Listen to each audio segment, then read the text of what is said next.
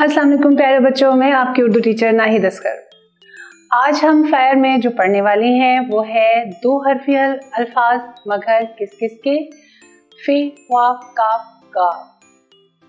जी हाँ, फे काफ वाफ और गा। फे से हम अल्फाज बनाएंगे दो हर्फ के साथ, फे अलिफ फा, फे वाव फो, फे छोटी है फी, फे बड़ी है फे। इसी तरह वाफ के साथ बनाए क्वाफ अलिफ का, काफ वाव को, काफ छोटी है की, काफ बड़ी है के।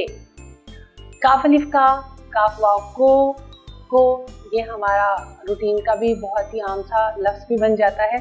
काफ की ये भी हमारा आम सा एक लफ्ज़ इस्तेमाल होता है पूरी लिखाई में। काफ ये के, गाफ अलिफ गा, गाफ वाव गो, गाफ छोटी है गी और गाफ बड़ी है गे। हमने इन तमाम हरूफ के साथ दो हरूफ वाले अल्फाज बनाए। आज हमारा काम बस इतना ही था।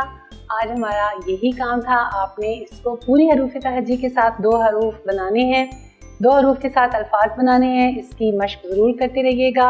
इंशाल्लाह ताला अगले सबक के साथ फिर आपसे मुलाकात होगी। तब तक के लिए अल्लाह हाफ़िज़।